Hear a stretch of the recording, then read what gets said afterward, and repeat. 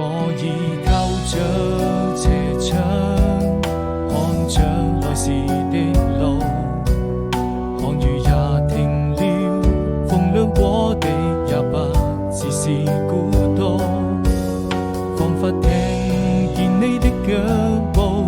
飄向遠處，鐘樓鐘聲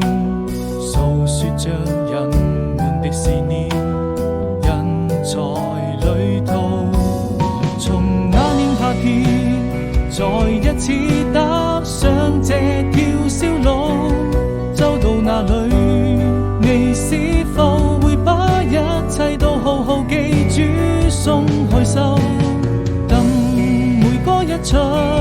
鮮花在你身邊翩翩起舞，那是送給你生命中最真摯的祝福，我們